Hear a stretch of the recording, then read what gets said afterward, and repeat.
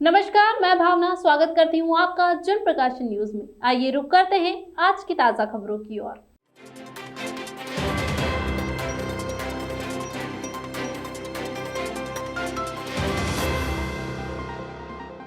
इंदौर शहर की आबोहवा के शुद्धिकरण को प्राथमिकता देने के उद्देश्य से इंदौर के खंडवा रोड स्थित देवी अहिल्या विश्वविद्यालय के ऑडिटोरियम में सीबीएसई स्कूल के शिक्षकों और छात्रों की महत्वपूर्ण बैठक आयोजित की गई। इस बैठक में करीब 400 शिक्षकों और छात्रों को बुलाया गया। बैठक में सांसद शंकर लालवानी, नगर निगम आयुक्त प्रतिभा पाल के साथ ही पर्यावरण के विशेषज्ञ मौजूद रहे। बैठक में इन शिक्षकों को इस बात की शिक्षा भी दी गई कि किस तरह से शहर के पर्यावरण को शुद्ध बनाने में उन्हें योगदान देना है। शिक्षकों की यह क्लास आज दिन भर चलेगी। इस दौरान सांसद शंकर लालवानी ने कहा कि पर्यावरण को लेकर मध्य प्रदेश ही नहीं पूरे देश में चर्चाएं जोरों पर है।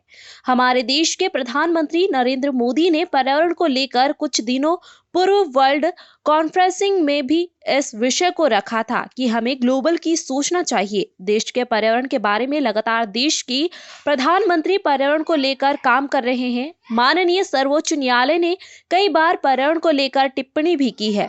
इंदौर में भी अपने स्तर पर अलग अलग स्तर पर पर्यावरण सुधार को लेकर बैठक की जा रही है। इसी को देखते हुए इंदौर के खंडवा रोड स्थित देवी अहिल्या विश्वविद्यालय में छात्र और शिक्षकों की एक बैठक आयोजित की गई। देखिए, पर्यावरण को देखिए पूरे देश में नहीं पूरे विश्व में चर्चा का विषय है। हमारे माननीय प्रधानमंत्री जी ने अभी जो वर्ल्ड कॉन्फ्रेंस थी उसमें भी इस विषय को रखा था कि हमें ग्लोबली सोचना चाहिए इन्वायरमेंट के बारे में, पर्यावरण के बारे में। पूरे देश में माननीय प्रधानमंत्री के नेतृत्व में पर्यावरण सुधार के लिए काम चल रहे हैं। दिल्ली में जब हम रहते हैं तो पर्यावरण को लेकर सबकी चिंता रहती है। दिल्ली जिस प्रकार से प्रदूषित हुआ है उसको लेकर सभी की चिंता रहती है। माननीय सर्वोच्च न्यायालय ने कई बार टिप्पणी भी की है। हम इंदौर में कैसे पर्यावरण सुधार सकते हैं उसको लेके अलग अलग स्तरों पर बैठकें कर रहे हैं। आज हमारे छात्रों की, युवाओं की है बैठक, क्योंकि ये एक ऐसे हमारे ब्रांड एम्बेसडर हैं जो घर जाके परिवार में लोगों को प्रशिक्षित कर सकते हैं, बोल सकते हैं, उनका एक इम्पैक्ट रहता है। तो उसी को लेकर के कार्यशाला आयोजित की गई। वहीं निगमायुक्त ने पर्यावरण को लेकर कहा कि आज की जो वर्कशॉप है, आने वाले समय में हम लोग इंदौर की स्वच्छता के लिए काम कर रहे हैं। सभी लोग किस तरह से प्रदूषण मुक्त शहर को किया जाए, इसको लेकर चर्चा की गई। बैठक का मुख्य उद्देश्य यह है कि जब भी ऐसे अभियान की शुरुआत की जाती है तो यह प्रयास करते हैं कि स्कूल में बच्चों को मैसेज सबसे पहले दिया जाए। कारण यह है कि बच्चे इस विषय को ठीक से समझते हैं और इंटरेस्ट लेते हैं और परिणाम भी जल्द मिलते हैं।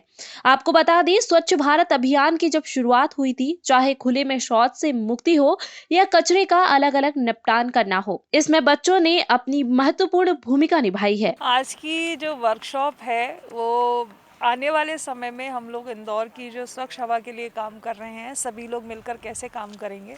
और जब भी किसी ऐसे अभियान की शुरुआत हम लोग करते हैं तो ये प्रयास करते हैं कि स्कूल्स में बच्चों को ये मैसेजेस सबसे पहले कन्वे हों।